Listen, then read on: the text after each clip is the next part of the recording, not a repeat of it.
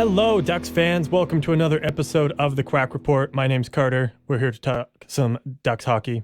And by we, I mean my co-host Nate, who is, what you drinking there, bud? Coffee? Tea? Coffee, yeah. Coffee? I guess you're not a tea person. I don't know why I assumed tea.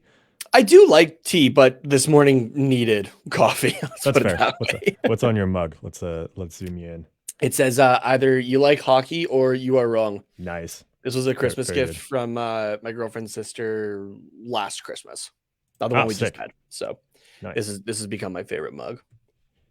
Yeah, it's good. It's very like thematic for the podcast. The only thing that would make it better is a Quack Report mug, which I have one. I don't think. Do you have one? I don't have one. I got the water bottle instead. Right. So yeah. because But I do have a Quack Report Yeti mug, I guess. That's true. Which those aren't available in the shop, unfortunately. Yeah, that was a custom gift. Yeah, that was a custom made one for me. So I technically do have a Quack Report mug, I guess. Yeah, that's true. Yep. So yeah, just a different style. So yeah, because let's be honest, I'm usually on the move. Yeah. Yeah. Fair. So. Yeah. Exactly. Yeah.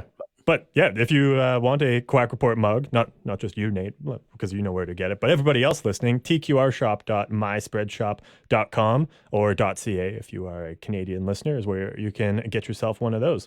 So yeah, and Nate is also currently drinking out of his Quack Report water bottle if you if you prefer the water, which I guess technically you're supposed to, but I mean, coffee is just bean water, so you're still getting water. Yeah, fair enough. Just very caffeinated bean water. Yeah. Yeah. So hot caffeinated bean water. Yeah. These like the insulated bottles, they're fantastic. I love it. Yeah, it's good stuff. So yeah. I think somebody that could have used some coffee was the Anaheim Ducks against the Blue Jackets on Thursday because oh boy was that a rough start for them. Yeah, that was a very rough start, and unfortunately as well for Anthony Stolarz. So I take it you want to get into the game. Oh, see, it was just such a good segue that I couldn't pass it up. But we're actually going to go back, and I'm going to just say happy belated birthday to you, Nate. I mean, I said a regular birthday, non-belated one to you the other day when it was actually your birthday. But how was your birthday? It was good. Yeah, had obviously you and some other friends over on the Friday night. We hung out. You iced me. Yes. And then somebody else iced me as well, and not with just the normal bottles of Smirnoff Ice, but the 1 liter ones. So thank you very much for that experience. And we didn't even coordinate it either. I was like, oh, this is going to be funny. And then I did it. And then our buddy was like, had the same thought and like literally zero coordination. Well, we were, my girlfriend and I were kind of laughing about it this morning because she was talking about how like the night of the party, like she wanted me to get like the picture, like every year she takes like a picture of me with like my cake, cupcakes, whatever it is kind of thing. Mm-hmm. And she's like, I wanted you to do that before you were like too far gone in the night kind of thing. And I'm like, I think you should have done that before you made me sit on the couch for a picture with the guys, quote unquote, that had the second icing that you did know about. Yeah. That she specifically set up. Because then it delayed it for like an hour that just because like I don't do great with like I mean, I don't think anybody does, but like just like a bunch of carbonation all at once. Like beer's never been like my drink of choice, like partying or that kind of thing. Right. Mm-hmm. So, but if I do have like, like pop for mix, I guess, right? Or soda, I guess, for our California listeners. It's normally like I'm like drinking kind of throughout, right? Like one drink for every like half hour at least kind of thing, right? Depending. So it's not chugging like a liter of Smirnoff in like 2 minutes or something like that. So because I kept having to take breaks, can't chug that stuff. But yeah, it also didn't help or doesn't help that it's like more sugar than alcohol probably. So yeah, that too. I was feeling that actually the next day more than anything, I think. Yeah, that makes sense. Yeah. So, but yeah, no, had the party and then at my actual on my actual birthday, hung out with you and a couple other friends again, just kind of throughout the day, and worked hockey that night. It was a good day. So yeah, it's good. And now you're just so old. Late Yeah, 20s exactly. now. Yep, late 20s now. So 26. old. Yep. My sister had left a comment on my girlfriend's like birthday post for me of like I think it was like imagine being on the wrong side of 20 or something like that. Here, I'll double check what the actual comment was here. Where to go? I was chuckling at it too. It was good. Where is okay, here it is. Oh yeah, imagine being closer to 30 than 20. So I yeah, mean, you, that's you where we're could at. it doesn't hurt as much, but you could kind of clap back and say imagine being closer to 20 than 15. But I don't know if that's really a burn or not. Yeah, I don't know either right Because I now think for people him. like look forward to being 21. Yeah. So And then you have to yeah, take on responsibilities yeah, and be an adult. yeah. I And mean, you're you not could say allowed to go in McDonald's play place anymore, which is bullshit. They need adult hour at the McDonald's play place. let me get is my fat ass stuck in the slide. I don't care. okay. Wait, is there actually an age limit for the McDonald's play place? Probably. I Oh, wouldn't be okay. surprised. No, I just yeah. I mean, it makes sense. Like if you're 25-year-old, just like wandering in and hanging out in the play place with a bunch of kids and you're like slamming them into the ball pit and stuff like that. Like that's probably an issue, but like, That yeah, just sounds I like an just, Adam Sandler movie. yeah, exactly. I just wasn't sure if there was like a hard limit of like, once you're 15 or like 16 or whatever, it's like, if you even like touch the play place, like you're getting thrown out. I Or like kind of if you wonder even now. look at it. Yeah. I don't know. It's, yeah. I wouldn't be surprised if there was like some sort of soft limit, but like, I mean, if there's a kid in there and like he's having a rough time or like fell and hurt himself and like his 30-year-old dad had to go in and get him, like that shouldn't be an issue. But So here, the closest one, there's a website, Calgary Playground Review. And okay. there's the McDonald's play place there. This is from 2018. Um, age range 3 to 12. And then it says adults are welcome as well. And then in brackets, at least in theory. Okay. So yeah, it's not like a hard limit. That's good to know. Yeah. Cool. You just pretend. I mean, I'm 26 now and I'm still pretending to be an adult. So Yeah, there you go. that's your loophole Yeah. in the rules. Yeah, just be like, I don't identify as an adult, and then you can go. Oh man. No one's gonna question that. Exactly. Yeah. Anyways, speaking of coffee from 5 minutes ago, I know who did need coffee was the Anaheim Ducks against the Columbus Blue Jackets. Again, it was just so good. I can't pass it up. So, yeah, let's get into these couple Ducks games here.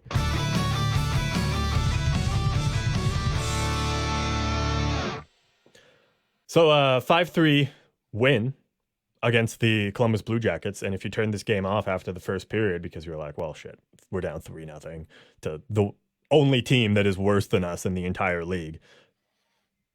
I mean, that's fair, but you missed out on one hell of a comeback, I would say, with 5 unanswered goals in the second and third period. Yeah, it was a pretty wild night, and you would think that with the start that the Blue Jackets had in the first period there, that they would be the more dominant team, kind of even overall. But no, as the Ducks at 52.3% on the deserve to win-o-meter on moneypuck.com. The expected goals though for either team was a difference of 0.07 in favor of Columbus. This was a very tight game overall. Oh, for sure. And it was goaltending that did it, I think, for this game. Stellaris had a rough start, but I mean, when you have 15 shots against in the first 20 minutes, you put up an 800 save percentage, your goal save above expected, negative 1.73. It's not great, but 15 shots against, and a third of those were high dangers. Yeah, that's not your fault at that point. You saved all 5 of them. So yeah, damn. it definitely wasn't entirely on Stellaris. He didn't help the fact though. considering the goals against were medium and low danger ones, but uh, it was also the defense in front of him. And you can see it in the stats reflected like between Gibson and Stallars, who Gibson put up over 2 periods, 18 saves on 18 shots. Yeah. So like essentially the same, like just slightly more than Stellars did in Yeah. twice the amount of time. Yeah, exactly. A 1.7 goal save above expected, and he only had one danger shot against the entire 2 periods. Yeah. So like just miles different. Just Just like a the totally different defense, experience. yeah, the defense just changed Mhm. around Gibson for whatever reason. Yeah. I mean, I Um, think the pull was kind of a wake up call because Dallas Eakins doesn't normally pull goalies in the first period yeah, or in like the after the first first period period. specifically, yeah, I made a Yeah. tweet like specifically about that of like, oh, he does do it because, yeah, anytime we've seen John Gibson get pulled for Stellars, it's always been after the second. Yeah. No matter how rough the first is, like where, Yeah. like there's been examples this year where it's like, okay, Stellars should start the second because it's like that 3-0 game. And then all of a sudden it's 5-0 at the end of the second. And then you decide to pull Gibson for Stellars when it realistically should have happened after the first. So, I mean, in this game, it was definitely a statement for Eakins to pull him after the first because the team was probably shocked, like, wow, this never happens. Mhm. We better pick up our socks because we know this isn't on Stellars. We know that it's on us as a team defensively. And then that, in a way, kind of won us the game. Just that move in particular. And it's not a credit to Dallas Eakins. It's a credit to the team recognizing that they didn't play well defensively and then decided to pick up their shit and play well defensively. So good on the Mhm. team. Yeah, exactly. On top of the defensive aspect, though, which, yeah, was actually pretty good in this game. After the fact, the offense as well did spectacular. Mm-hmm. 10 out of the 18 players took advantage of it suddenly becoming point night and getting at least a point in this game. And 5 of those guys had 2 points, which were Zegras, Henrique, Terry, Isaac Lundestrom returning from injured reserve, Mm-hmm. and Cam Fowler. Lundestrom Which is that's what you want. So Lundestrom in particular. Uh, 2 assists on that night. He played 11 minutes and 55 seconds, centering Henrique and Terry on that first line. And I know a lot of people, including myself, and I texted you about it right away, when Lundstrom's coming back and we're throwing him on the first line, centering right away. All right, sure. That's one way to make sure that he has no confidence ever. and make sure that you're losing this game against Columbus, right? Because Yeah. we're thinking kind of the tank thing, right? Like Mhm. not intentionally throwing games, but Yeah. maybe not giving yourself the best chance to win it. And to clarify, this isn't a shot at Lundestrom, but when you're coming back from being injured for 6 weeks, Yeah, that's just a wild position to be put into, right? Considering the yeah, guy's been primarily playing on the third line. yeah, exactly. But oh boy, did he prove us wrong with how great and just calm he looked in that Yeah, role. and I think it was a little too good actually because jumping ahead to the next game against Buffalo, primarily 5-on-5, he played with Silverberg and Vetrano in the Yeah, next game. So makes it sense. was a Yeah, little too good. Mind you, Mason McTavish did return as well, but yeah. um, But it is good yeah, that Lundestrom is able to jump up into a higher role, kind of when we need him to, because I don't think his ceiling is much higher than a middle six forward. But if injuries happen yeah, and if Lundestrom need can be. jump up short term into that first line role, like say McTavish or Zegras ever like is out for say even just a week or two, and Lundestrom is just kind of locking down that third line, then you can just move Lundestrom up and he's able to fill that gap. Like that's a Mhm. huge, huge asset for any guy in the NHL is being able to just come up short term and be effective in a role that maybe they wouldn't be comfortable with long term, but short term they can do that. So Yeah, that's very promising. and you take a look at a few of the guys that we have, and you don't think about it maybe at first because they haven't been playing in this respective position for much of the season, but center depth is surprisingly there actually with this team. Like it kind of clicked in. I was like, Henrique does play center. Mhm. Zegras plays center, right? You got McTavish as well. You got Strome. You got Lundestrom back, right? Yeah. Like that's 5 guys that are capable of playing center throughout your lineup, In right? arguably in the top 6. Yeah, exactly. Did I say Mason McTavish as well? So that's No, you 6 didn't. if I, No. if I missed him. So yes, 6 guys. Like Yeah, because you said Henrique, Zegras, Strome, Lundestrom. yeah, Oh, maybe you did say McTavish. Henrique, Strome, Lundestrom, Zegras. I think McTavish. I did say McTavish. Yeah, Yeah. Okay. So yeah, 5. 5 guys though. But Yeah. still, right? Like the fact that like 3 of those guys are actually playing center, and 2 of them are being put onto the wing. That does help the team overall, right? Like it also shows the versatility, I think, of the centermen that we have, Oh, for sure. which is a good thing moving forward, Mhm. barring that we're able to keep, especially some of those younger guys there. Yeah. But yeah, this was a great night for the team offensively. Mhm. Obviously, scoring 5 goals, you're going to go, yeah, well, yeah, no shit, it was a good night offensively. But just how the team, like where the team was able to get shots, and that as well was fantastic. Pulling up this shot map here from Natural Stat Trick, you can see that like the Ducks shots, they got a lot of attempts actually in the slots, like just right on top of the Yeah. crease, which is perfect. That's Mhm. exactly what you want to see. And on the defensive side, even it did get better that, a whole lot of them, like you can see that there is a higher concentration, sure, like in between the hash marks and on top of the crease, but it's not like it's under 4 attempts in the entire Yeah. game. Like just looking at like the redness, I guess, of the color, like it's really well, it's not really red, it's more orange. So it's like 2, Like, yeah, maybe 3 attempts like this is as opposed to like usually, 4 or 5 for the Ducks, which is it's yeah, just like solid blue, right? yeah, like this, like the how the map looks right now, if you're looking at the video, but even if you're listening, how this looks right now is usually the flip, Mhm. right? For any other team that the Ducks were playing against. So yeah, this was a good night for the team overall. Yeah. But it's again, it's that it's that duality of this season I found.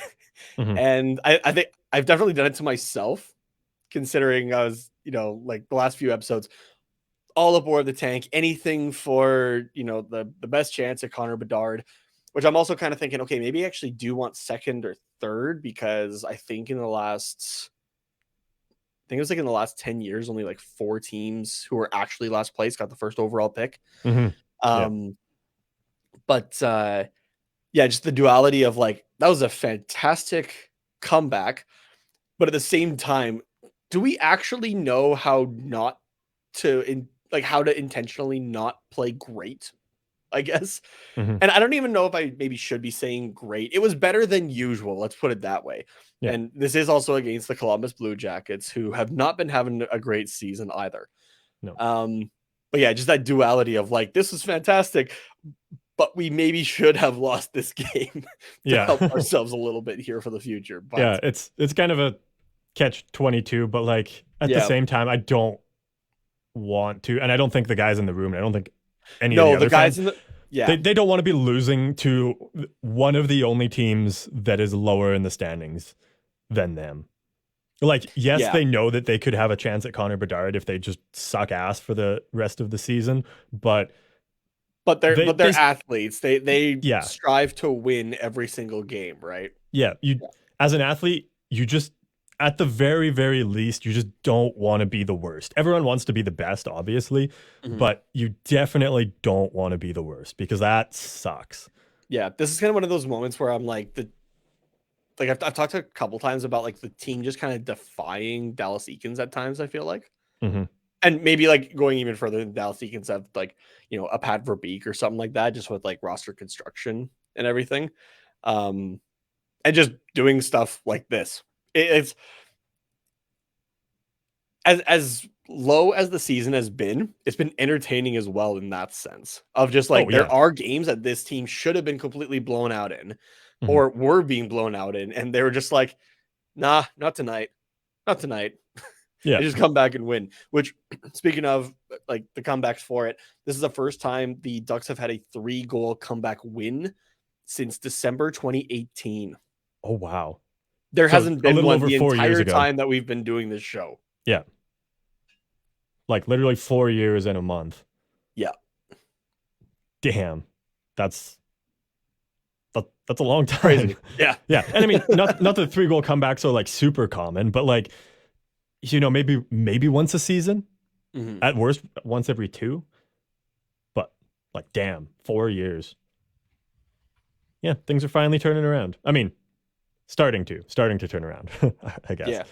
Like So that like last 3-goal comeback win predates Trevor Zegras being drafted. If you want to put it in that kind of context. yeah, wow, that's Yeah. something. Yep.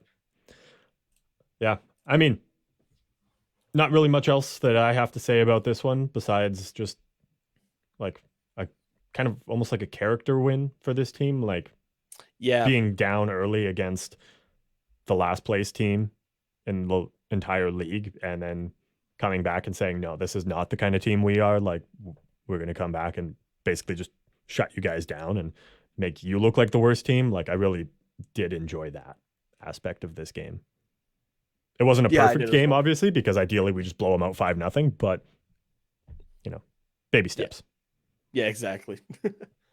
Let's move on to the Buffalo Sabres, I guess, which was just the other night. 6-3 loss to Buffalo. And this is kind of this whole season has kind of been Buffalo turning around, I guess, and saying, okay, we're no longer the worst team in the league. So what we did to Columbus, in a way, Buffalo kind of did to us a couple nights later. No, but not Yeah, a really. little bit. Where it's just like we're beating up on the worst teams, I guess, is kind of where I was going with that. Yeah, the Ducks were trying to pull back-to-back 3-goal deficit wins because they were down 3-0 at the end of the first period. Yeah, and Came back and tied it 3-3. Yeah, so they did do a second. comeback. They did come back. They just forgot the most important part of not giving up another 3 goals. Yeah, exactly, in the third period. But oh boy, if there was a fourth period, look out, because it would have been 6-6. Yeah, which I am trying to see if somebody has it. If I'm not mistaken, though, that so the Buffalo Sabres were wearing their new third jersey, which is the throwback to the black and red goat head jersey. Yeah. Which, by the way, Buffalo went very quickly from, yeah, your jerseys are meh, bottom tier, kind of like the rest of your team, to one of the best 3 jerseys in the entire league very quickly. That also went with the team dramatically improving very quickly as well. Yeah. So anyway, this new black jersey, if I'm not mistaken, they've worn it 4 times now this season. I think 4 or 5. I could be wrong on that. But I'm pretty sure this is, or no, I think they've won it 5 times, and this is the 4th time wearing it that they've scored 6 goals. Just something about this jersey, man, for this team.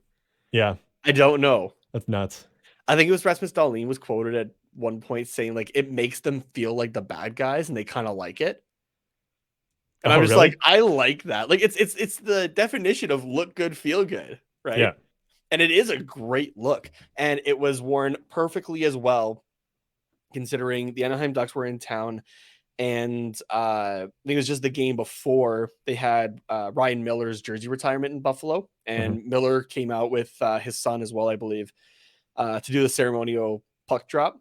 And those original goat head jerseys were what Ryan Miller started his NHL career wearing. But then also to have Craig Anderson and John Gibson take the ceremonial puck drop, right, for a goalie doing it. It was super cool. Chef's kiss. Thank you. Props Thank to whoever came up with that idea. Whoever had that idea deserves a like $10,000 bonus, because that was prime. That's so good. So good. So good. I just looked up their schedule for those jerseys. So this is the 7th time that they've worn those jerseys. I'll pull up the Buffalo Sabres, just their schedule. Yeah, sure. And we can figure out what how many times, because I know it's at least like 3 or 4 now. Yeah. And they will be wearing it 12 times this season, so they have another 5 to go. Once in February, 3 times March, and once in April. I think that's the end of the season that they wear it. So if you've listened to the show or watched it, you know I'm a jersey nut, obviously. Yeah. Buffalo's the one team that I don't have a jersey for yet, and they're the only one you're missing. No, like one of the few left that I have. Oh, okay. Gotcha. I have to get. I think I have 8 teams left, and they're mainly in the. I think 6 of them are in the East. Okay. Buffalo being one of them. And it went from like, oh yeah, get the home jersey because it's what it is, to, man, I actually have to choose between the new home and the new alternate because both are fantastic and I kind of want both. Yep. It might turn into both eventually, but yeah, why not? I need your full-time job for that. I think. Yeah, that's fair. Okay. I have the schedule up. So when's the first game that they wore them? So it was against St. Louis on November 23rd. November 23rd, 6-2. So there's the first one. Okay. And then December 4th against San Jose. December 4th against San Jose, 6-3. So there's 2. Okay. December 13th against LA. 6-0. There's 3. December 29th against Detroit. 6-3. So there's 4. So 4 straight games that they scored 6 goals wearing those black jerseys. Oh my God. January 7th against Minnesota. 6-5 in overtime. So it's 5 for 5. January 9th against Philly. That was the backbreaker. 4-0 Philly. Oh no. And then so 5 for 6. Yeah, and then against Anaheim the other night was 6-3. 6 for. Oh my God! All the 6s. It's all lining up. Yeah, 6 games of 6 goals. Wearing like just that particular jersey. Yeah, where's the third 6 going to come in? Because this is then because goat is symbol of the devil and it's got red eyes and it looks very demonic and possessed. Okay, what are the? It's going to be another one come in, and then Satan rises up from center ice and hands the Stanley Cup to the Buffalo Sabres. Yeah, exactly. What? New Jersey's not going to like that one. No. What's the next game? It is. They're wearing them. Not until February 26th against the Washington Capitals. Okay, and the one after that. March 4th against the Lightning. Okay, just read off the rest of them for me. March 11th against the Rangers. Okay. You're going to like this one. March 24th versus the Devils. All right. And then April 13th against the Senators, which is also fan appreciation night. So they might score 16 that night for the fans. Everybody, I'm obviously gamble responsibly. Keep those dates in mind and go to DraftKings Sportsbook and bet the over on 5.5 goals for the Buffalo Sabres that night. Yeah, absolutely. Because it looks like that's what they're going to do this season, wearing those jerseys. That might be the strangest possible safe bet that you could do. Yeah, right. Like I kind of want to try it, to be honest. Yeah, just do it. Put your entire life savings down, and then you can buy as many of these jerseys as you want. Like, I'm just kind of curious. I'm gonna, unfortunately, not able to use DraftKings here. Actually, I can still pull out the DraftKings odds though. Yeah. Let's see. I just want to see like just what it would be for like betting on 6+ goals, basically, for just a game. Oh yeah, what the odds are. Yeah, it probably depends on the team, but if you can find a Buffalo one that's coming up, I'm just gonna take a look at the Jets versus Flyers today. That works. That would be similar, I would say. Let's see here. Team totals. Okay, so the team totals. So for over 5.5 goals, for the Winnipeg Jets, it's plus 450. Okay. And for the Flyers? And for the Flyers is plus 850. Okay. I would imagine Buffalo would be somewhere in like the plus 5 to like 550 to 650, just because they're kind of in between those two teams in terms of offensive firepower. And also it's the Jets against the Flyers. Like that's a lot more of a skill gap, we'll say. Yeah. Or here, actually, let's compare it against the Panthers, because the Panthers are just 2 points up on the Sabres, but the Sabres have 3 games in hand. Yeah, there you So the go. That'll Panthers be are good. playing the Rangers tonight. So yeah, let's take a look here. Team totals. Yeah, so the Panthers team total goals over 5.5 is plus 650. So if you were to put down, just for everybody listening, if you were to put down $10, that wins you $65. Damn, that's pretty nice. That might be a worthwhile bet, actually, for the Buffalo Sabres moving forward wearing those jerseys. Yeah, I'd say so. That's and especially crazy. too, because Washington is on a similar level to the Rangers. So it'd probably be very similar odds. Yeah. For that game compared to the one you had up, which was the Rangers and the Panthers. So do it up. Yeah. Book it.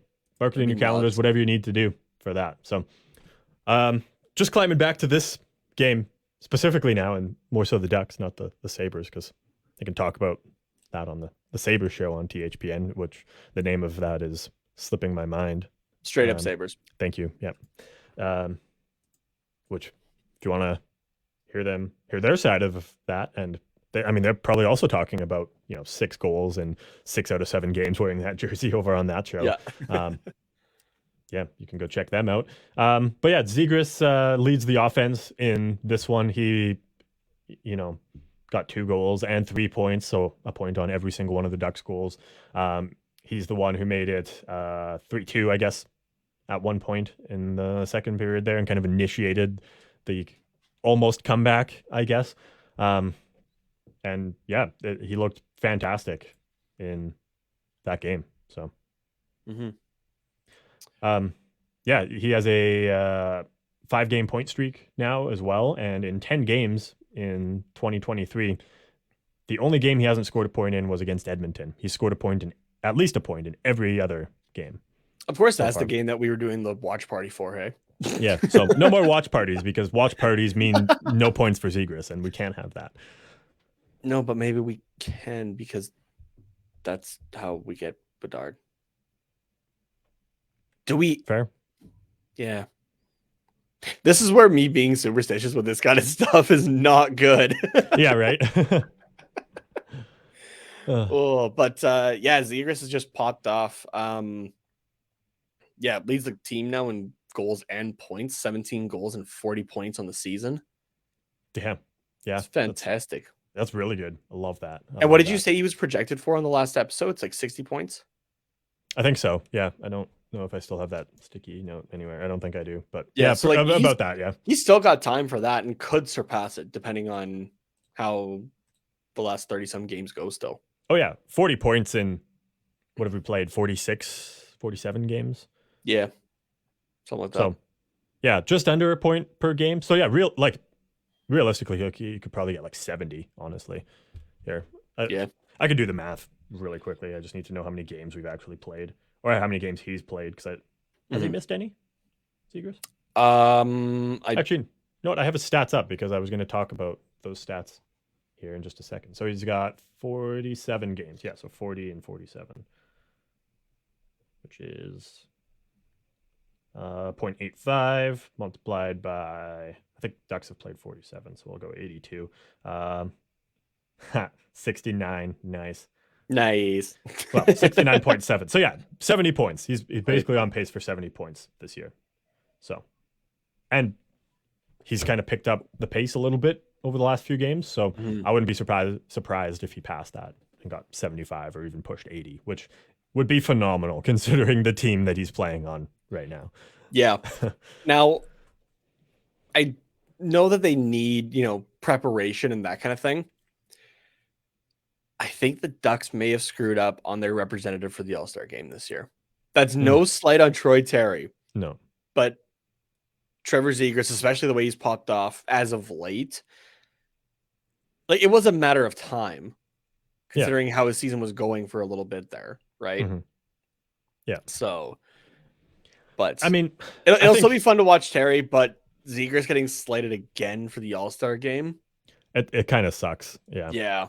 Honestly, though, I think that the All-Star game itself will be good for Troy Terry because he's struggled lately to score goals. Like he's still like racked up some assists, but he hasn't scored a Yeah, goal in he's been a sitting while, down. anyways.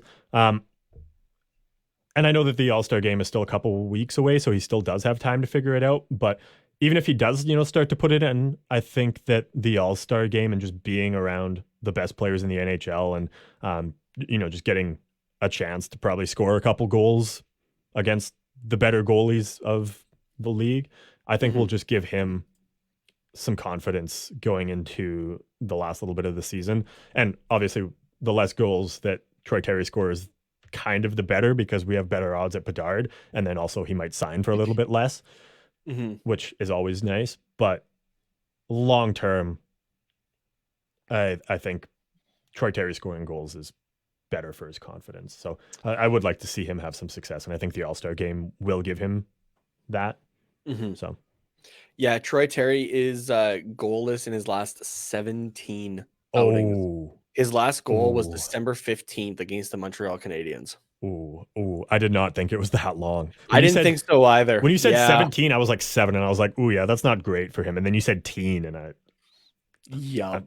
I just feel It's been gross. over a Yeah, month, which is not characteristic for Terry. no, not at So all. But so I think he just needs a greasy one, honestly, and then he'll be good. So yeah, and even points wise, like it's been kind of every now and then. Like it took him 3 games after that Montreal one to get his next point.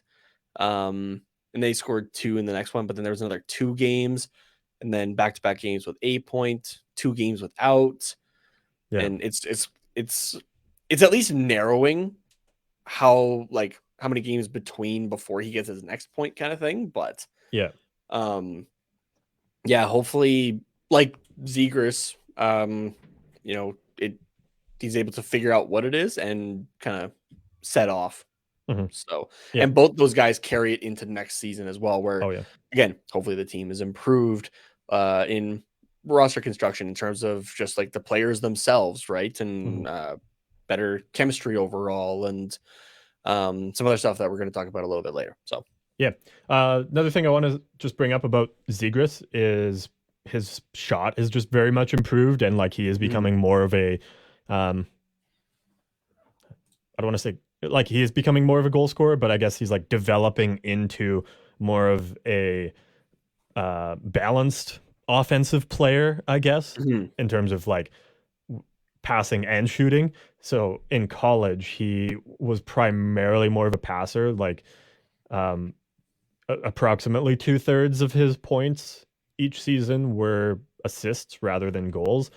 Um, in his first NHL season, 13 points, 3 goals, 10 assists. In the AHL, it seems he kind of got his scoring touch where he had 10 goals, 11 assists for 21 points in 17 games. And then in his 2 like full NHL seasons, um, and I guess like his time in San Diego was before he was in the NHL in that 2021 season, but his goal scoring just didn't translate into the NHL right away. Mhm. But yeah, in his first full season, 21-22, uh 23 of his 61 points, so just shy of half. Um I don't know, that's still kind of that 2/3 vibe, I guess. 20, Mhm. 40, 60. So yeah, but now this season, 17 goals, 23 assists, and 40 points. So it's almost 50-50 now.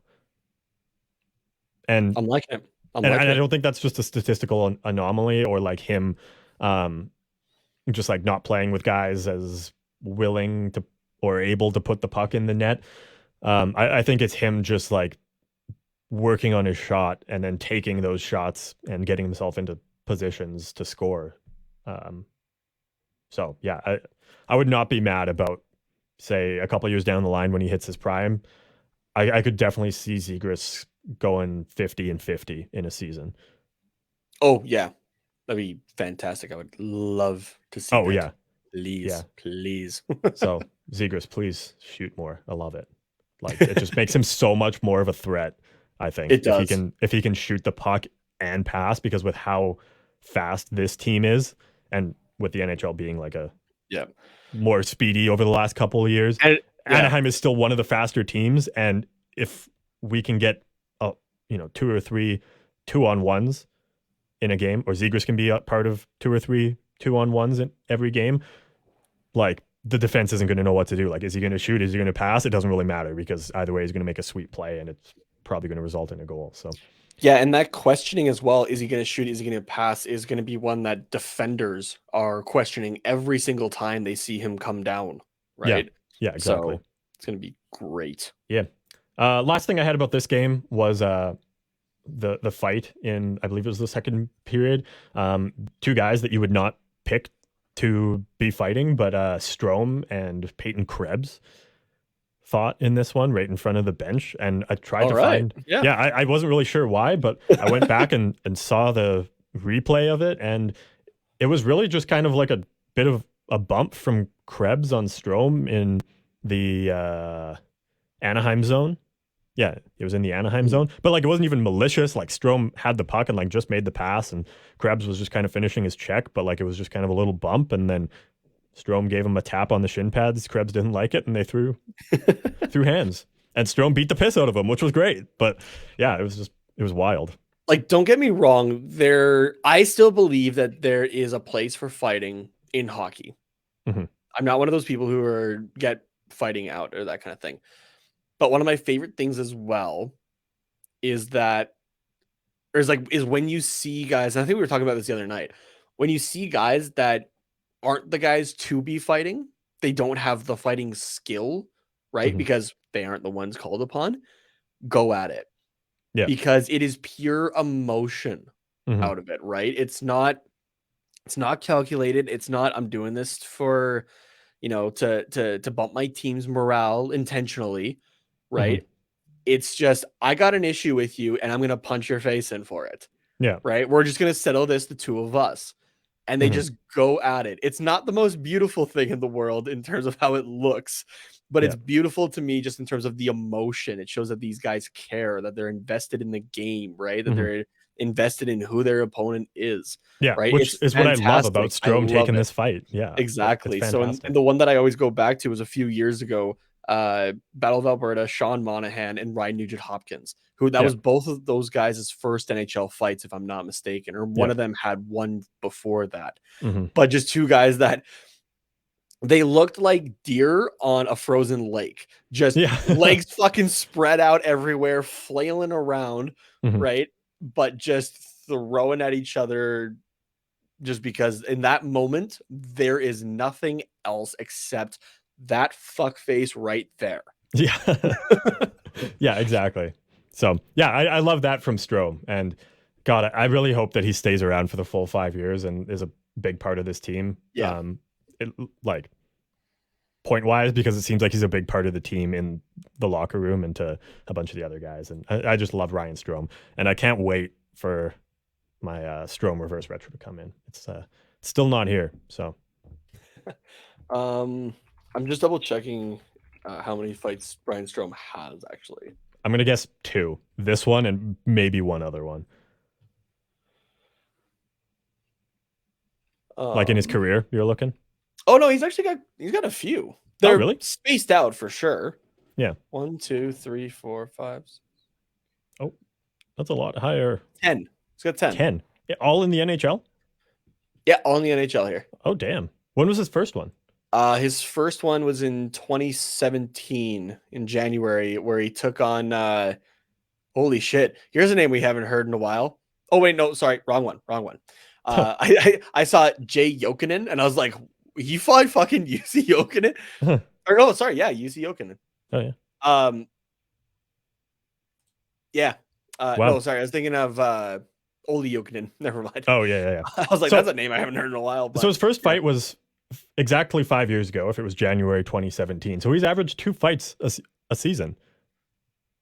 Yeah, because then he fought Connor Carrick in Toronto, Troy Stetcher in Vancouver, Travis Konechny in Philly, Matt Niskanen in Washington. The guy fought Justin Williams when he was in Oh, Carolina wow. in 2020. Holy shit. Lars Eller, Mason Marchment. Hmm. Oh yeah, right. I forgot. I forgot that he had one this season too. Remember he fought Brady Kachuk? Because that's the Oh, one where he yeah. saw Kachuk come over after he made a bad hit, right? That he was Yeah. getting a penalty for, and just saw that it was Kachuk, and you see it. He just goes, "Oh man," Yeah. Oh, and then how starts did we forget going. about that? I can't believe we forgot about that. Yeah, that's good. That's right. As soon as I read it, I was like, "Oh right." Yeah. But I Uh, mean, 10 fights over the last like 5 years. years, like, yeah, 5 years, 6 years kind of thing at this point Yeah. now. Um, yeah, and That's in good. the OHL, 1, 2, 3, 4, 5. Oh, so he's a fighter. Oh, wow. I never really paid He's attention, I I wouldn't guess. call him a fighter. He's just not afraid to, I guess. Yeah. Yeah. That's sort of what I Apparently, the think. one Yeah. year in 2010, 2011, in the OHL, he had 4 fights in the season, Oh, man. and he had 1 in each other year in the OHL. And he's never done more than 2 in a season in the NHL. Okay. Yeah. That makes sense. Yeah. He's got 2 fights a year in him, and that's about it. That makes Yeah. sense. So Or we're done sorry, for those this year, but sorry, those were just the latest fights. Actually, he's had more than 10 in the NHL. okay. Yeah. Because he's been around Um, longer than 2017. So yeah, 1, yeah. 2, 3, 4, 5, 6, 7, 8, 9, 10, 12. Okay, so I was only missing 2. Oh, okay. Yeah. And it's in particular, he doesn't like the Washington Capitals or the Florida Panthers, as he has fought those 2 teams twice. Yeah. I mean, he was in New York for a while. And where was he before Edmonton? Where was he? Why can't I remember this offhand? Yeah. That's something we should know, I'm sure. This is how you can tell I'm tired, because I'm just like not remembering this. Yeah, right. He was on the island. Yeah, right. Yeah. I was thinking that he Oh, was yeah. sorry, like the way you had phrased that. I was thinking like where was he before the island? Oh, yeah. And I was like, wait, where the fuck was he? He Yeah. wasn't anywhere. Okay, so yeah, he played in the division with those teams, and like Yeah. those teams were all good during that time. So He played in that division twice. He's only played in 2 divisions over 4 different teams. yeah, that's It's kind funny. of impressive, actually. Yeah, it's interesting. Okay, well, let's take a quick break here, and then on the other side, we've got just a few segments here. We've got a couple good listener questions at the end, so make sure you stick around for those. But as we were talking about before, if you want to place some bets on the over for the Buffalo Sabres while they're wearing that jersey, or anything else, hockey-related, football-related, since it's that time of year, promo code THPN at DraftKings Sportsbook is where you can do that. And Nate has some juicy details on some bets that you can make now and some good deals. The NFL playoff action continues. We're one step closer to Super Bowl 57, and for the NFL divisional round, check out DraftKings Sportsbook, an official sports betting partner of the NFL. New customers can bet just $5 and get $200 in free bets instantly. Plus, all new and existing customers can take a shot at an even bigger payout with DraftKings stepped up Same Game Parlays. Boost your NFL winnings with each leg you add up to 100%. So, what are you waiting for? Download the DraftKings Sportsbook app now and use the promo code THPN. New customers can bet $5 on the NFL divisional round and get $200 in free bets instantly. Again, that's promo code THPN, as in the Hockey Podcast Network, only at DraftKings Sportsbook, an official sports betting partner of the NFL. Minimum age and eligibility restrictions apply. See show notes for details. All right, so yeah, let's jump over to a different team very, very briefly, and let's talk about the man. Actually, you know, it still relates to Anaheim because he used to coach here, but the man, the myth, the legend, Bruce Boudreau, and his time officially being over in Vancouver. And I have a clip here that I would just like to share with y'all. If you bear with me, because I should have done this while we were doing the ad, because it's I just had like absolutely no forethought here. But if you're watching, you can see it. But really, it's more of a listening clip here, and Hopefully we don't get demonetized. So Sportsnet, if you're, or Rogers, if you're listening, just leave for like 30 seconds and then come back. I guess actually for us, it's not even demonetization. It's just our video getting pulled and flagged. Yeah. I took a look. We're not in the space that we can even monetize, so we don't make money off it anyway. Yeah. It's just getting pulled. So which is dumb, but it shouldn't even be happening anyways. But totally besides the point. But here is the last seconds, or actually the game clock's at 0 now of Bruce Boudreau's time in Vancouver. The hockey world, in a season that's been full of turmoil, it's hard to imagine we will forget the chance of Bruce. There it is anytime soon. And there is an emotional Bruce Boudreau behind the Canucks bench. Yeah, and he's taking it in right now. Thanking the fans.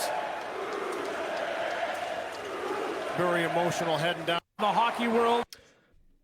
Yeah, it's just especially weird when the game's over and your team lost and the coach is standing on the bench still. Like usually they're straight down the tunnel. They're like first guy off. But he stood there, took it all in, knew what was coming to him, just took it like a champ. And you know, the whole team recognized it as well. Like JT Miller, if you were watching, pops up and looks like he's given some stick taps, but just hanging out, you know, not heading to the dressing room until the coach does as well. The whole team on the ice as well was like, you know, taking their time leaving the ice. And credit to the fans in Vancouver as well. Like they have every right to be pissed at the whole organization, but they still recognize Bruce Boudreau. So this first one, Bruce, that was a big energy move. And second one to the fans, a big energy move. And you got one more? Oh, sorry. I thought you had 3, so I was just letting you go for it, actually. Oh, no. Okay. And then to just the Canucks players as a whole, just so calmly, at least publicly, putting up with this. That's a big energy move. This is going to be, I mean, don't get me wrong. We cover one seemingly dumpster fire already. But this is a dumpster fire that's almost intentionally orchestrated in a way, right? In the sake of it's a rebuild. Mm-hmm. What's been going on in Vancouver for the last few weeks, especially, has been embarrassing, I think, is the best way to put it. Embarrassing part 5. And it's not us this time. Because like I was even listening to part of the press conference this morning as I was like getting ready for the show, with the Vancouver Canucks introducing Rick Tocchet, along with Jim Rutherford and Patrick Elvine with him, not introducing them, but like being part of the press conference. And just already like just. I understand that he has to make it look the best that he can. But this week in particular, I feel like has been a extremely rough PR week. Out of all of them, this has been a rough PR week for the Vancouver Canucks. Oh, yeah. And just like kind of poking holes in things kind of here and there. Because on Monday they had the press conference after Quinn Hughes who is normally a pretty quiet guy. Mm-hmm. Not in the way I don't think of like, the quiet hockey player that doesn't have a whole lot of personality kind of thing. Mm-hmm. Just more in the sense, like in the sense that he's just a quiet guy usually, right? Mm-hmm. Unless he's on the ice. Speaking out that, Tanner Pearson for Vancouver was kind of screwed over a little bit by medical staff of the Vancouver Canucks. Yeah. And that led to an investigation that, they had the whole press conference on. They had the team doctor there along with, I think it was like the physio consultant, I guess. Mm-hmm. But somebody hired by the Vancouver Canucks, and they've had overturn with their medical staff quite recently as well. And, but even then, just kind of like, there's a few things that just kind of raise some eyebrows of, like Jim Rutherford talking about, I like right away, those comments are concerning. So I went and talked to the medical staff, do you feel that, you gave kind of the proper attention? Is there anything that was missed or whatever? And they're like, no. And like just him saying that he talked to people, and somebody asked if he had directly talked to any of the players. And I think he said, like, I talked to one or two. But besides that, I've talked with Patrick, like Alvin, the GM, who talks with these players on a daily basis. And I've talked with this other person who talks with the players on a daily basis, one of the medical staff, and they say everything's fine. I was like, if the players have a direct concern with it, maybe you should be asking the players about their direct concern here, right? Like, this is a guy that's in the Hall of Fame. How does that make sense, right? Yeah. Like, it's basically like it's saying, yeah, these issues were brought up by somebody, but we're going to talk to the people who the issue is about, and they say everything's fine. Okay, cool, good enough. Yeah. Like, how does that make sense, right? I don't know. It doesn't. It just doesn't. It's wild. Yeah. Like, that's like, here, let's break it down even smaller. All right. You work retail at a store, and you have an issue with your manager. You tried to talk to your manager about it. It doesn't work. So you go to like the regional manager at that point. Mm-hmm. The regional manager then goes to the manager. Oh, okay. Is there any issues here? No, there's no issues. Oh, okay. Good enough for me. Like, what? Yeah. And It just doesn't make sense at all. Then even to the press conference today with like introducing Rick Tocchet, the first question, which also Vancouver media, I love, because at this point I love them, because they'll just straight up ask. There's no beating around the bush, which is brilliant, but also shows you how just like tired of the kind of lollygagging, I guess. I don't even know what way to put it for this team. Yeah. It's been over like the last decade, basically, as well as, the fans. The first question was basically like, why was this entire situation with Bruce Boudreau handled so poorly? Mm-hmm. And Jim Rutherford right away is trying to spin it of like, it's the speculation and it was out of our control. And it's like, okay, but that doesn't get out there without a few different things, right? And for as long as it does either. Yeah. Right? Like, and I think one of the things that was out there, I'm not 100% sure if this is fact, but it's enough that I was seeing it quite a bit. So take it with a grain of salt. Was that for Rick Tocchet, who was on the panel for TNT, had to put in 4 weeks notice for his resignation, right? That he was going to a different job just as a whole, right? And they were talking to the press conference today that they had a conversation with Bruce 4 weeks ago, talking about the team, things that were going good, things that were not going so good, and they wanted to improve the not going so good, which that's normal, right? Yeah. And then they said about 2 weeks later, we had a meeting again, and the things that they wanted to improve hadn't improved. And so then that's when they started looking. And it's like, okay, but if Tocchet had to have a 4-week notice here, that means that this happened before Christmas. Yeah. The math just doesn't line up. It doesn't line up. And just the fact as well that I think somebody even asked, like, why didn't you just have, you got Mike Yeo, who's not an NHL head coach as much as he's had the label before. He's not one, right? You could have had him as an interim for the last week or something like that, right?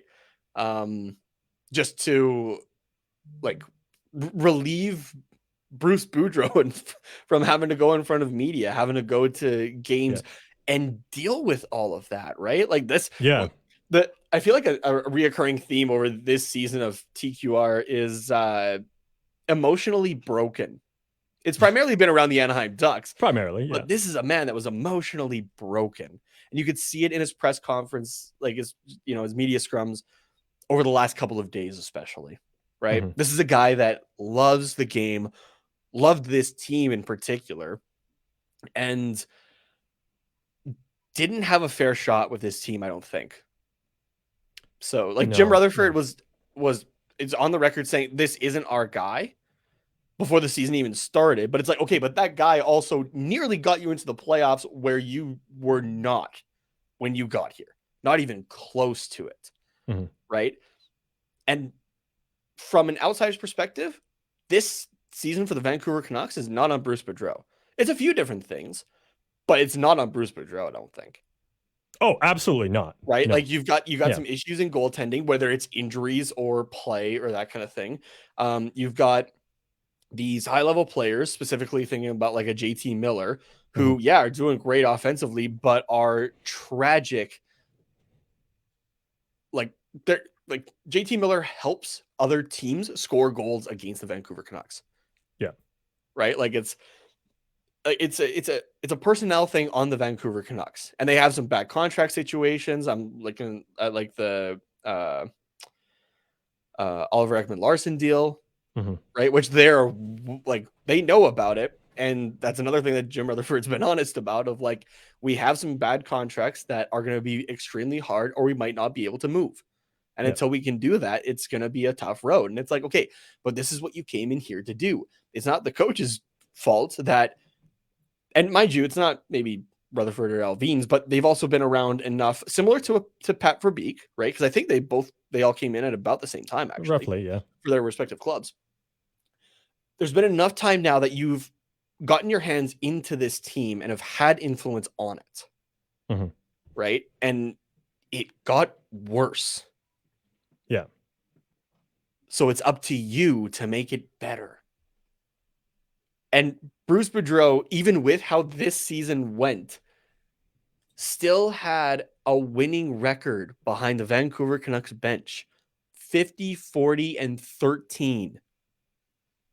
This is not a man that deserved to be fired.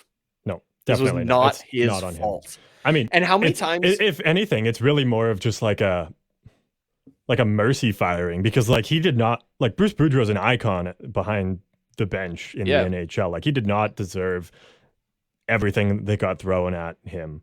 No, over the last few months, we'll say. Like he's honestly, I'm in a sense glad that he got let go, because now he can either just retire happily or go to a team that is actually going to appreciate him. And Bruce Boudreau is going to come up again later, because we got some fan questions, and I think Bruce will definitely fit into that, but we will save that discussion for a few minutes from now, just to keep you guys on the line a little longer.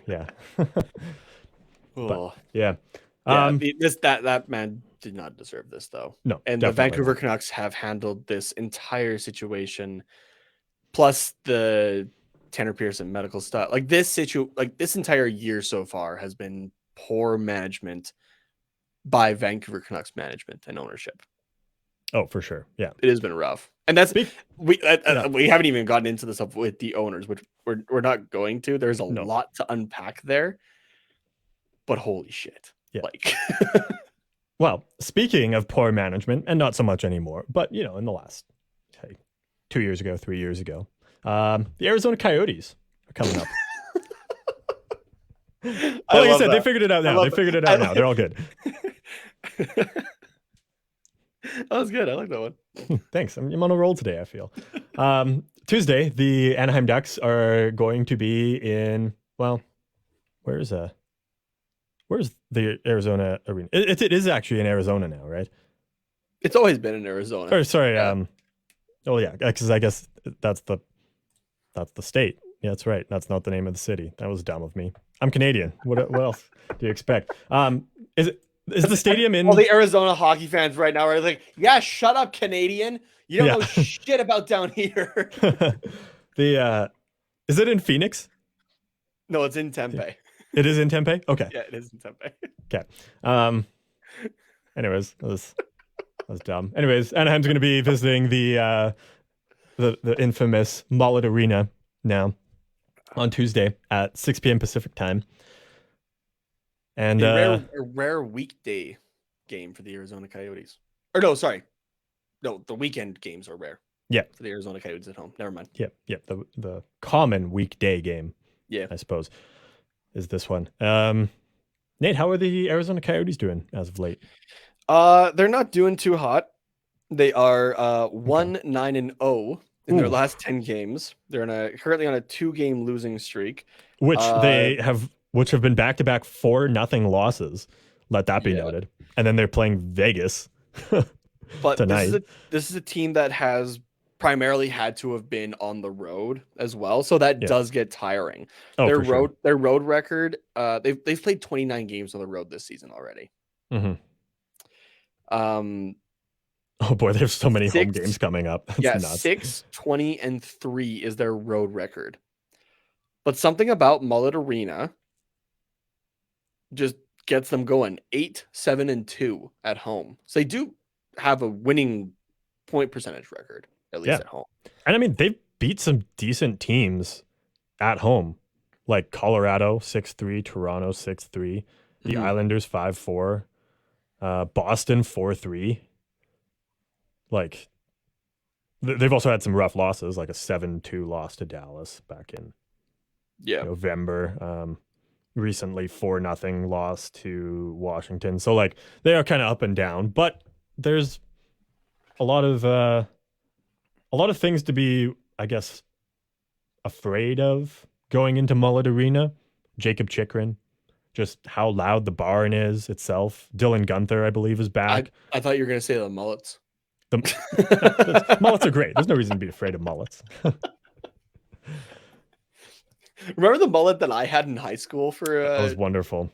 yeah, I had it for a few months. The entire lacrosse team did mullets the one year. So oh man, what a time. What a time. Karel Vejmelka as well in net. So they've got some good players in Arizona, and things are definitely starting to look up for them, but they're by no means a powerhouse team. No. They're not even in playoff contention. I would be very surprised if they made it this year, but it's not going to be an easy game. That's for sure. Like, it's not going to be, I was going to say like Columbus, but I mean, we got a little bit of a scare from Columbus as well. So yeah, no, this it's is gonna be tough. this is another team that's very on par, I think, with the Anaheim Ducks.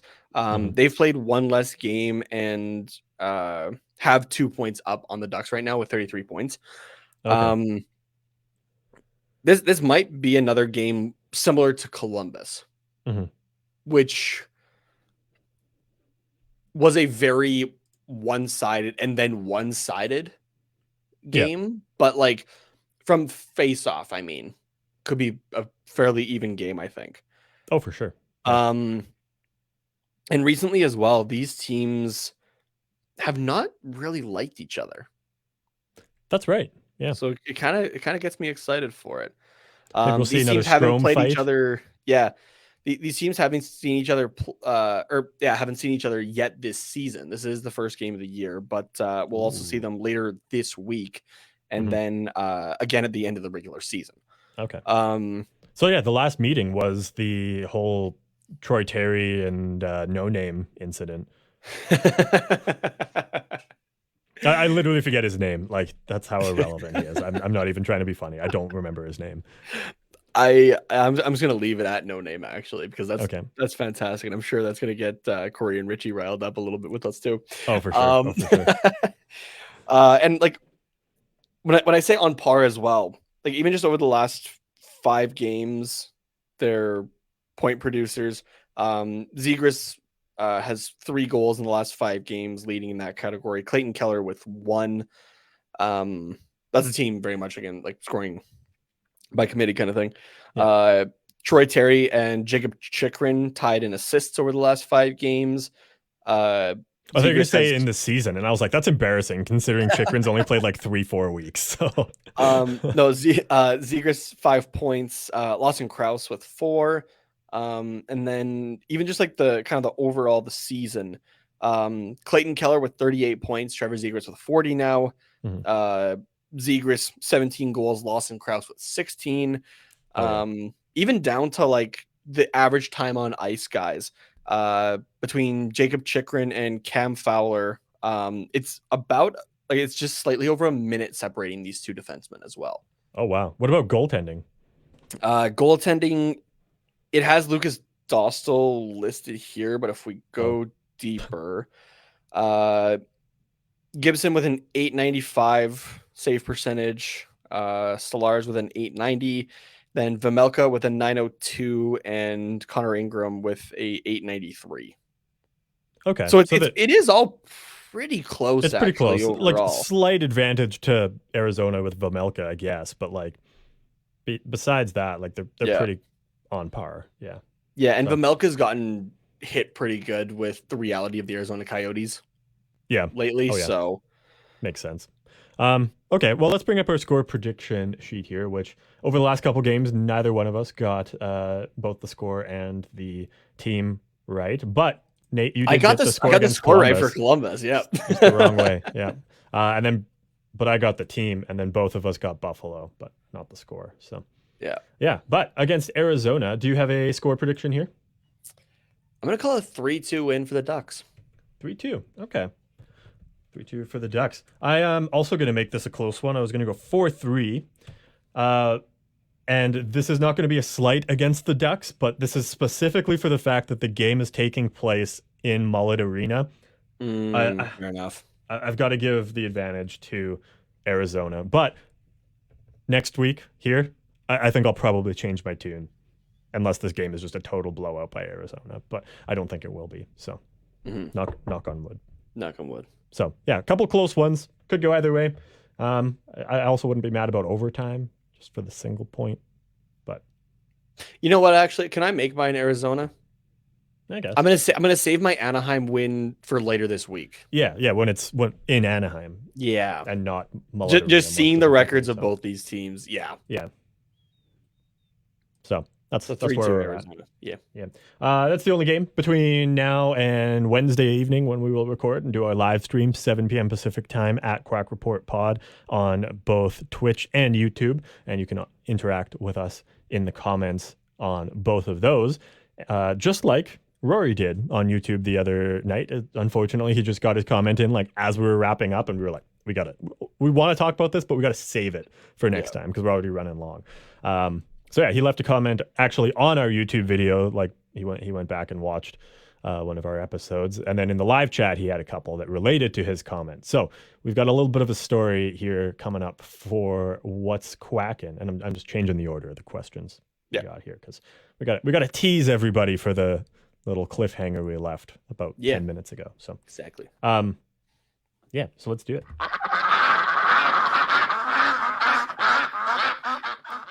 So Rory on YouTube, this was about a week ago now at this point, I believe, that he left this comment. Yeah, I think it was on the last Sunday episode. Yeah. Yeah. So keep in Monday, mind, this was before everything went down with the Flyers.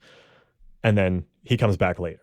So Rory says, I frequently listen to another podcast about the Flyers, being a transplant Flyers fan, Snow the goalie. And Anthony Sanfilippo reported about the Kings inquiring about Ivan Provorov, who just turned 26. But the Kings were reportedly turned off by the asking price of either two options. One, a top six forward, or two, a prospect that will have the ability to be a top six forward. With a $6.7 million cap hit the next 2 years, would it be a good move for the Ducks to acquire him? Chuck Fletcher not being the best at holding on to draft capital, Fletcher being the GM of the Flyers. The Ducks could acquire more draft picks, maybe Florida pick this draft. Granted, Flyers won't be a contending team in the next 2 years, in exchange for taking all of his cap hit, which the Ducks could obviously afford. Not sure who they could send the other way to make it work. Maybe Comtois. I know Kevin Hayes would bring in a big haul in draft picks in order to relieve the Flyers of his cap hit, but it wouldn't make sense given his age and having more important players to sign. And then he goes on to say, great listening to you two, wishing the Flyers would follow the road of the Ducks and getting a GM who would cut ties with, quote, fan favorites and commit to a full rebuild.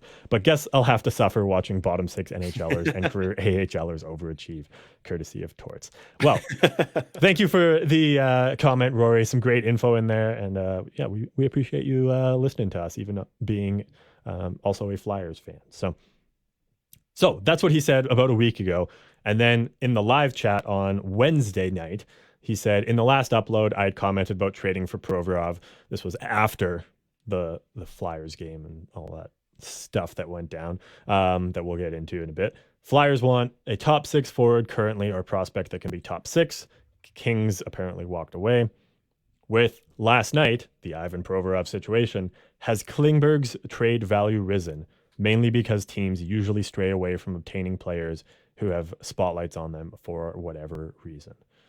So we went from, is Provorov a fit, which a week ago, yes, he might have been, to has Klingberg's value risen, because these are kind of the top two defensemen, I guess, going into the trade deadline that are on the market and could help a contender?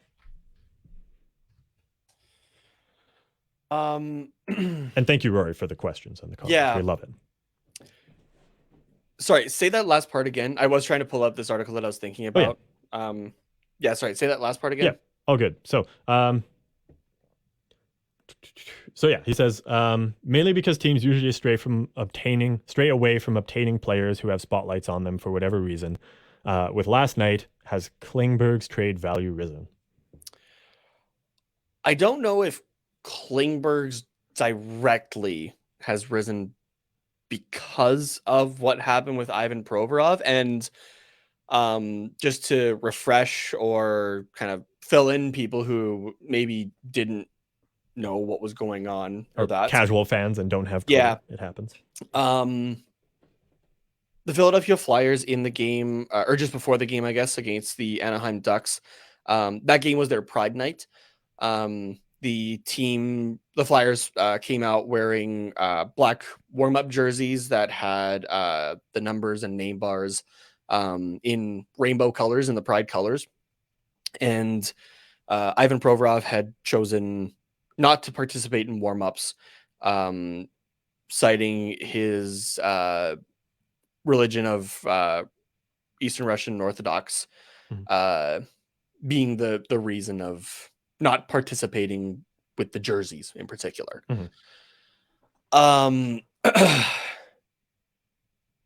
Without getting into that part yet. I don't think that Klingberg's has risen specifically because of Provorov. I think a lot of teams are just, they're looking at what Klingberg is, what he has done, what he could do if he were to come into their organization. I don't think Klingberg's has risen particularly because of that. However, if I'm not mistaken, John Klingberg has done better. He has done better over points in the last 5 games at least. A little bit. Which that is good to see, right? It's kind of what we were talking about. Like, we know that we know that the point of getting John Klingberg was, 1, to give him a place to play, but 2, to hope that we can get like a good return for him. This isn't a guy that was maybe originally supposed to be a mainstay over the next few years for the Anaheim Ducks on their blue line. This is a guy that was supposed to come in to help give us some stuff at the trade deadline that would help increase the team's potential in a few different areas, right? Yeah. Whether that's draft picks, whether that's other prospects that can come in soon, right? Because this is a young team. This is a team that's building for the future. And teams that are contending right now, they aren't as worried about the future. They're in the now, right? Yeah. Which is the type of team that would want a John Klingberg. I do sort of agree with Rory here, though, that well, I agree with him, and I agree with you in certain respects that I don't think the whole Provorov situation has risen Klingberg's trade value, but I think the way I would word it is the competition for John Klingberg has risen, or the demand for John Klingberg has risen, which thus will then drive the price up. And it's not going to go from, say, the 4th or 5th round pick that we've kind of referenced as a arbitrary pick that we've just kind of slapped onto him. But I think instead of teams maybe being split between, let's trade for Klingberg to help us and let's trade for Provorov to help us, now most, if not all, of the teams are going to be focused on Klingberg at the trade deadline, and the competition will be, okay, everybody's offered a 4th round pick. The team that offers a 3rd round pick is now going to be the team to get Klingberg, most likely. So yeah, the thing between these two in particular, you have to look at their contracts as well, right? Yeah. A lot of teams, yes, are cash strapped for sure. Which that is going to be a tough thing for the NHL trade deadline as a whole, right? Teams are going to have to get really creative to make sure that for the rest of the season, at least, they're still under the cap. We all know that when the playoffs happen, it doesn't matter, right? The cap is no longer a thing, but you still have to play out the last 20-some games of the regular season, right? Yeah. And you can't just trade for Nathan McKinnon not have space on your roster for him, and then sit him for the next 25 games, and then just bring him back randomly in the playoffs. Like it just can't happen. And McKinnon's not going to be traded for it. I just picked the name out of thin air. But you also have to look at next season as well, because the salary cap is only getting bumped up by $1 million, right? Yeah. So for John Klingberg in particular, his contract is this year and done, right? So then it's somebody else's problem, or it's your problem, but you try to maybe reduce it, right, per year, depending on the length, right? Like kind of what we were talking about on the last episode. Yeah. The thing for Ivan Provorov is he's making $250,000 less than John Klingberg, so he's making $6.75 million. But that's this year and 2 more years following. Which, yes, the last year of that will maybe be a bit easier as the cap is expected to go up. I think like $3 or $4 million over the kind of the one season or something like that. But for the rest of this year and next season, it's gonna be difficult, I think. Yeah. So that's where Klingberg has the upper hand overall, I think, in being traded. His current contract. His current contract. The off-ice stuff removed, like just purely contract purely based on stuff, numbers and what he's able to do and that sort of thing. Yeah. So, in a sense, Rory, yes, I think the whole situation is beneficial specifically to John Klingberg. Yeah. And the Anaheim a little bit Ducks. more. So, yeah. And thank God that you didn't post that comment, and then Pat Verbeek was like, oh, that's a good idea, and then did the trade, and then everything happened, because and I mean, I guess it wouldn't, because he wouldn't have been in Philadelphia for Pride Night, but you know, it would have come out eventually, I'm sure, and thank God he's not an Anaheim Duck. Yeah, so I mean, I guess we can touch on the other stuff. So what came out after the fact is that the team as a whole, or I guess maybe not as a whole, because Provorov, normally in the past, most of the team. Yeah. So normally in the past, the Flyers have done just the Pride tape, right? Just like the rainbow tape on their sticks. And not everybody used it, right? But it was the tape. This is the first time that the Flyers had worn jerseys, and it sounded like that it was player led to do the jerseys.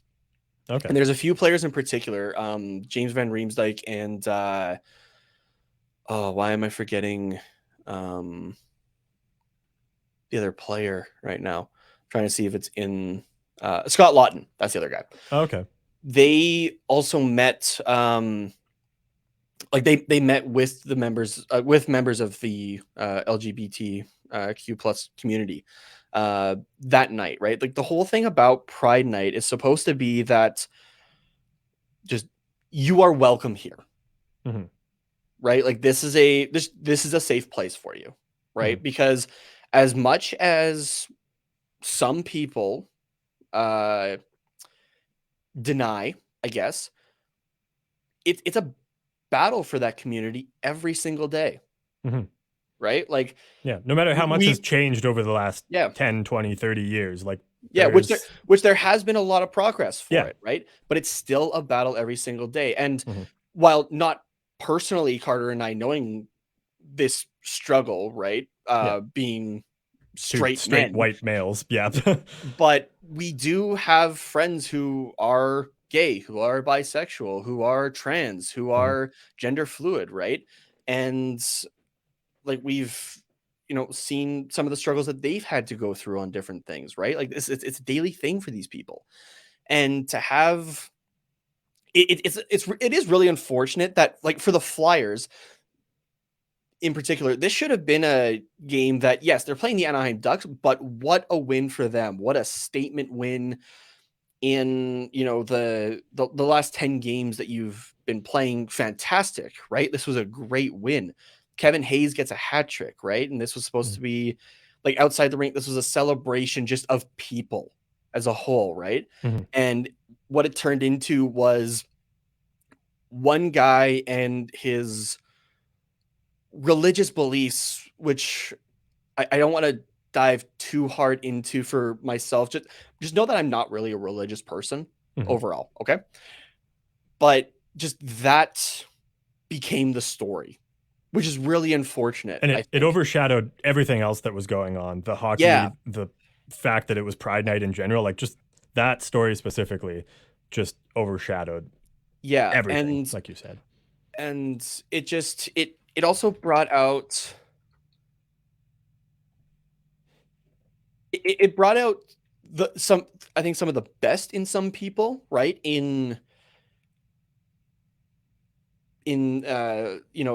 those who are part of the community, in defending themselves, in allies defending those who are being affected by it, and everything like that. But it unfortunately also brought out, I think, the worst in some people, which is really unfortunate to see.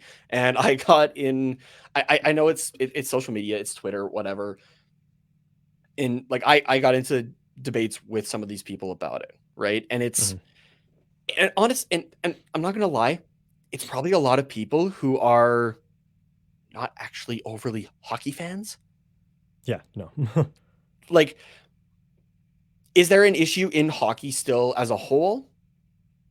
Yes, there's a lot of issues in the culture of hockey.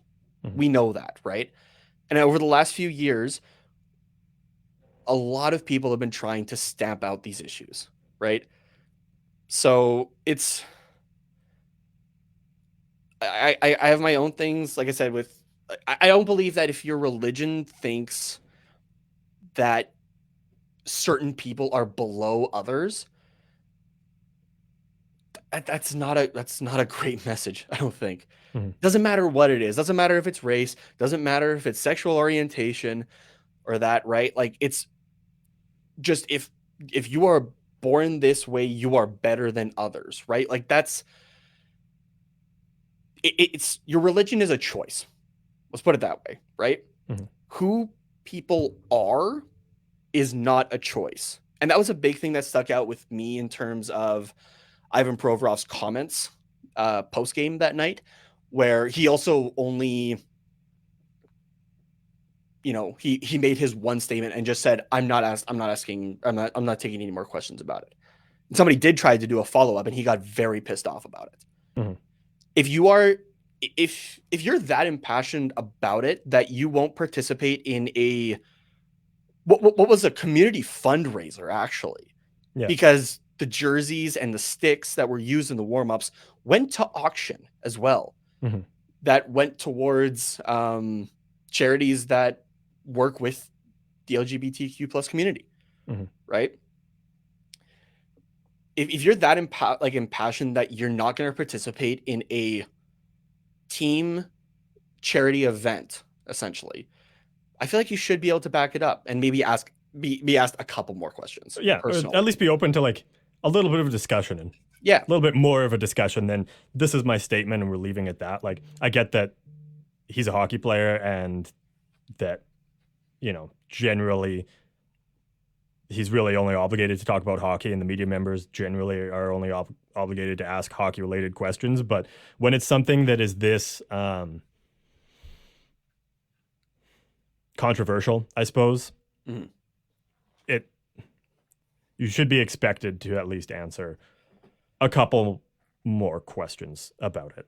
And like, it doesn't matter if like who's right and who's wrong in that scenario and whose opinion is better than others or whatever, because that's the whole point of opinions. But it's childish isn't the right word, but I can't think of a better one at this point, but it's childish to just say, or immature, we'll say. It's immature to just say, this is my opinion, no further questions. Yeah.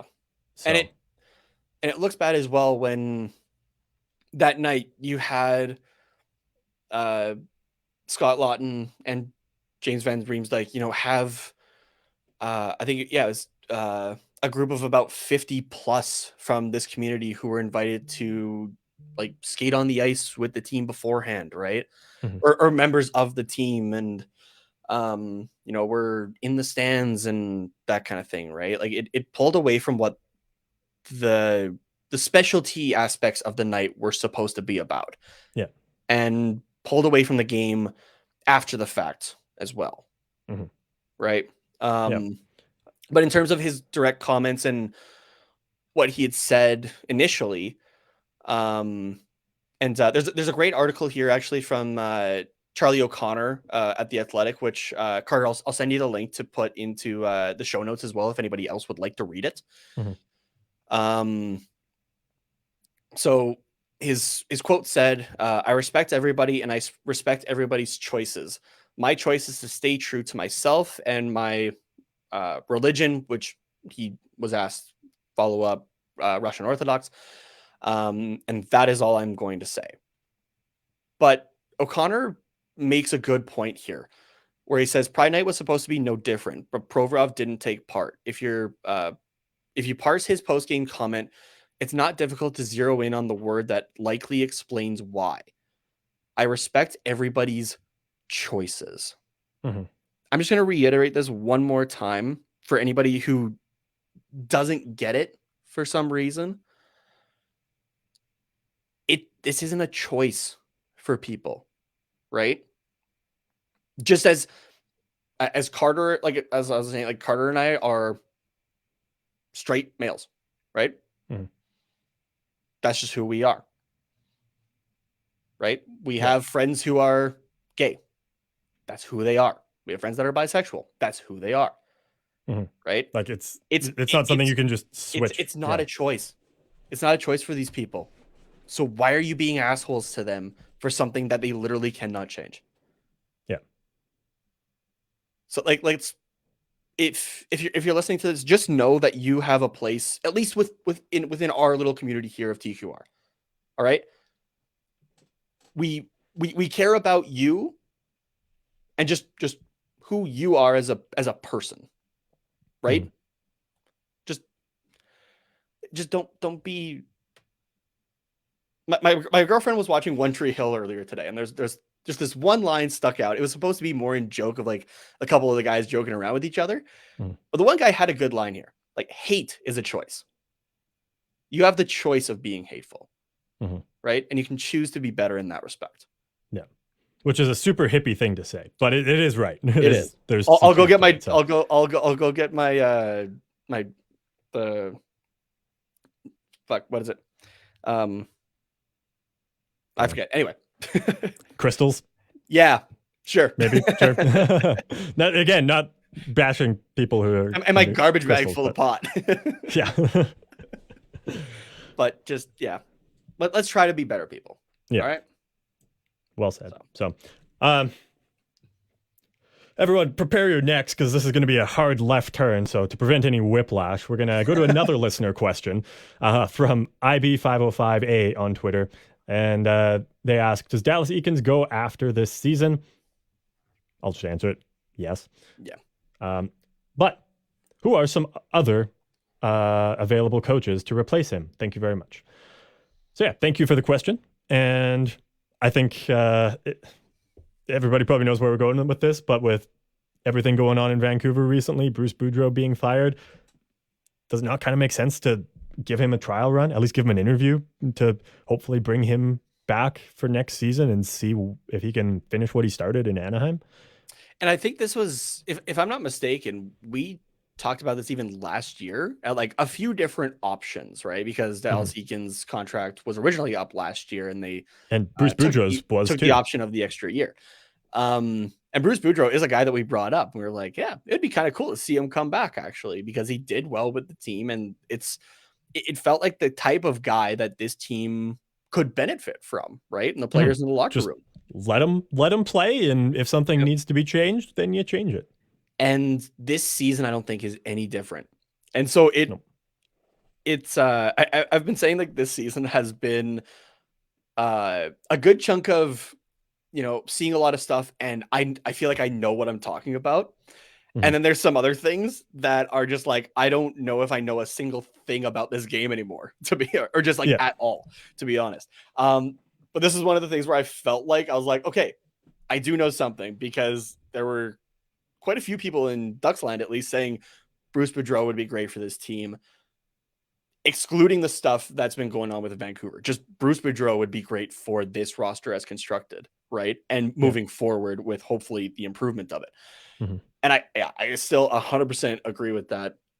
Bruce Boudreau would be fantastic. And again, to reiterate for Vancouver, he still had he finished with a winning record in Vancouver, right?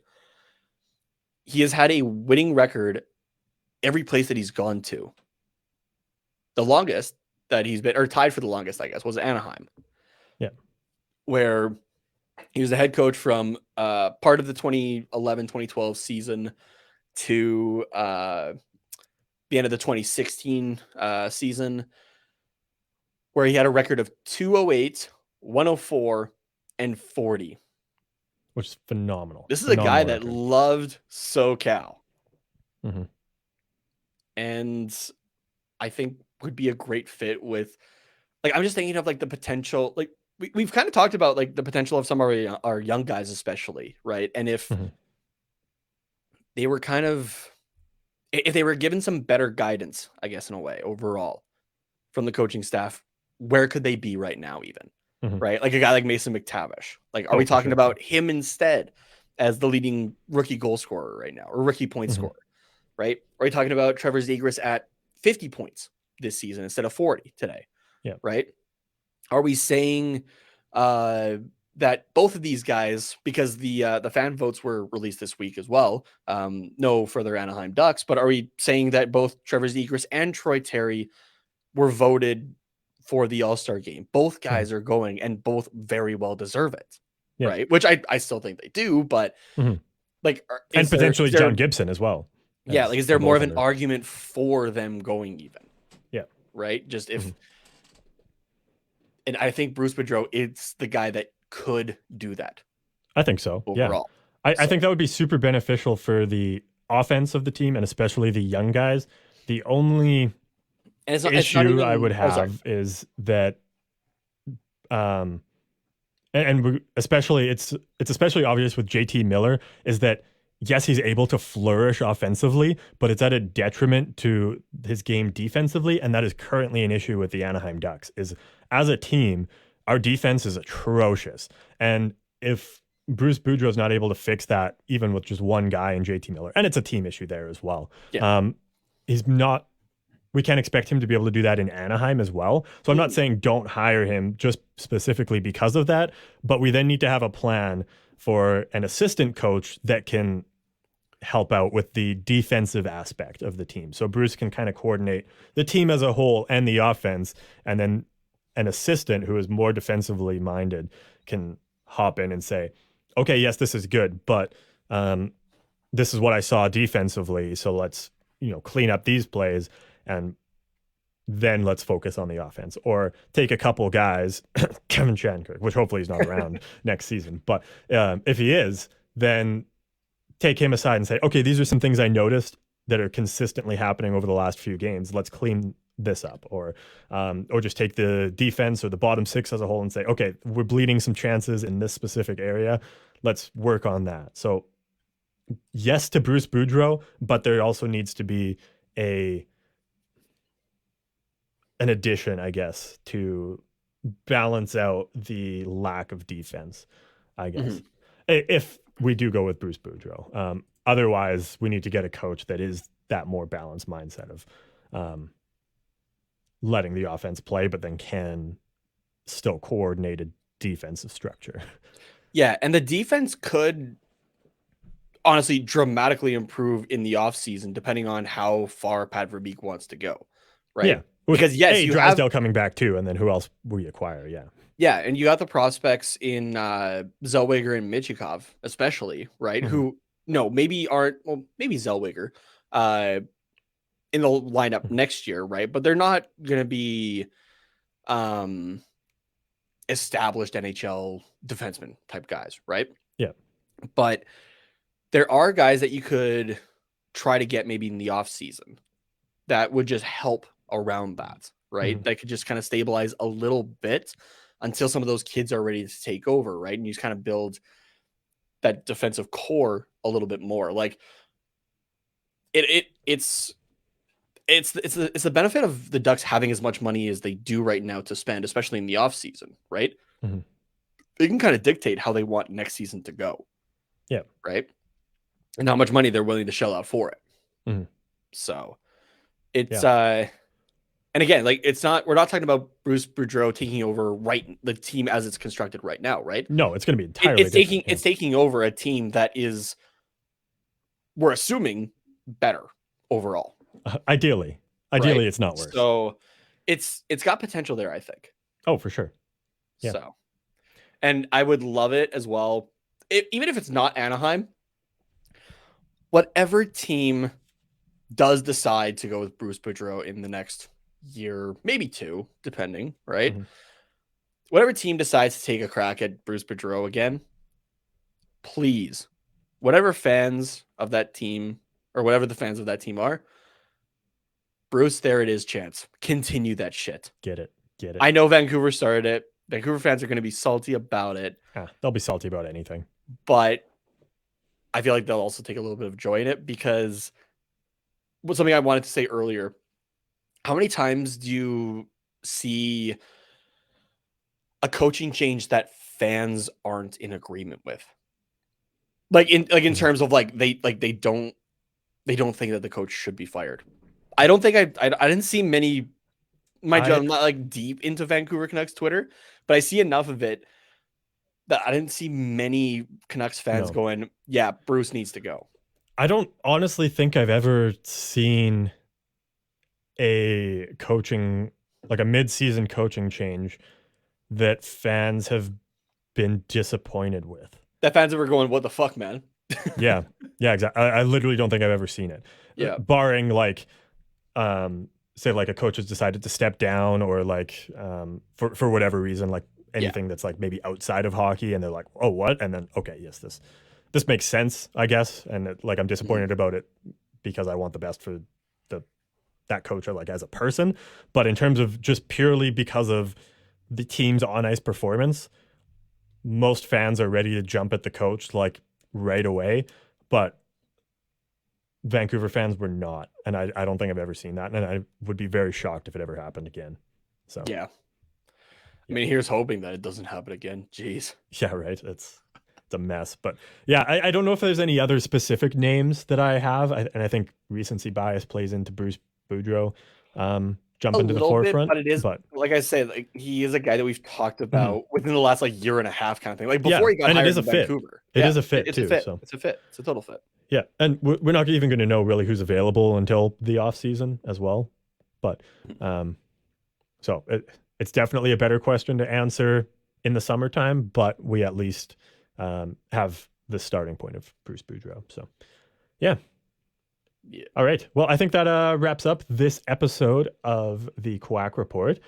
Nate, if people want to just send you Bruce, there it is, and that's it. Or alternatively, the gif of him saying the F-bomb, but the caption is, damn it. That's one of my favorite gifs, actually. It's so good. It's so good. Either one of those are acceptable. Where can people do that at? You can tweet them at me at Tatenamas, TATENHOMAS. And what I would really love to see is old clips of Ryan Strome beating people's faces in, specifically of Washington, but it could be anybody. So if you come across those, you can send them to me at Carter_Potts, POTTS_97 on Twitter. As well, you can find us at Quack Report Pod on Twitter, Instagram, YouTube, and Twitch. Leave a comment or DM us if you have any questions you want us to answer on the air, and we'll try our best to do that. In the meantime, have a good week. Go Ducks, go.